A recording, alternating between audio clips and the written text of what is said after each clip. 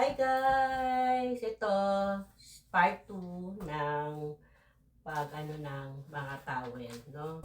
So, matatapos ko rin to guys. At para maano na ni Daddy hapon.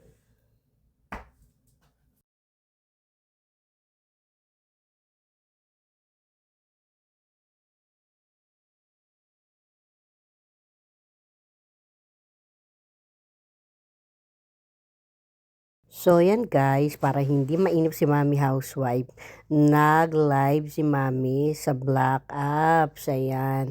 At para may kausap ako dahil naboboring si Mami Housewife.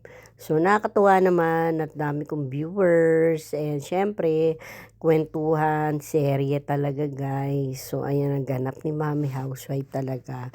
So, nag-enjoy naman ako habang naglalagay ng towel sa loob na ng plastic. O, 'di ba? At ito na yung second part guys, paubos na yung mga towel na ginagawa ko. So talagang madali lang naman siya at para mai-dispose na rin ni daddy itong mga towel na 'to with address and calling card. Dito kasi sa Japan guys, yung way kung paano nyo maipapakilala ang company.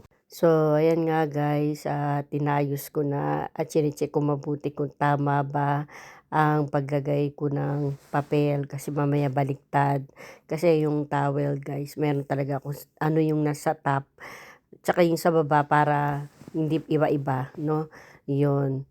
Kasi towel na nga lang pamimigay mo, mali-mali pa, 'di ba? So ayan nga guys, at tapos na rin ako finally.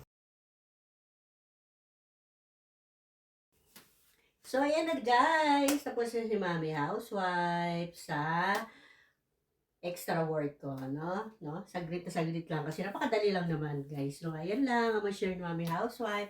Thanks for watching dito sa second home sa bundok ng Tralala.